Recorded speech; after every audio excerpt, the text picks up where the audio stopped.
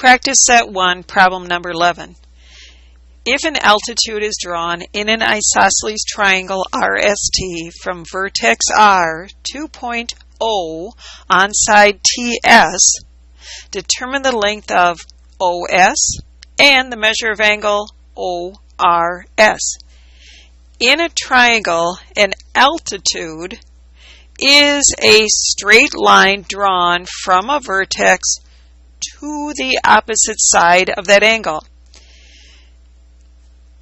The line is drawn so that it meets the side opposite at a right angle.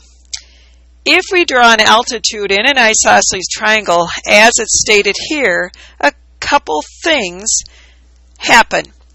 The altitude, RO, bisects or cuts in half the opposite side.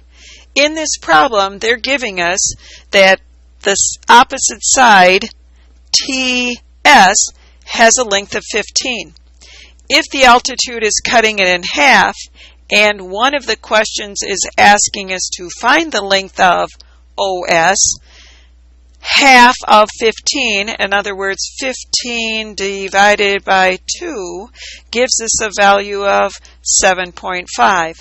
That means from O, the point where the altitude intersects the side TS, to S will have a length of 7.5 to answer that first question, and it would be in inches, as well as from that point of intersection with the altitude and the side opposite and the vertex T. So this also would be 7.5.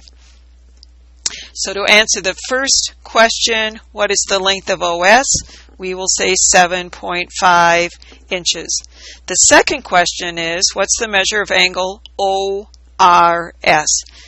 ORS is this angle that they're asking us for the measurement. Well, another one of those properties, when you have an altitude drawn in an isosceles, not only does it bisect the opposite side, but it also bisects or cuts in half the vertex angle. This vertex angle, angle R, the entire angle, has a measure of 98 degrees.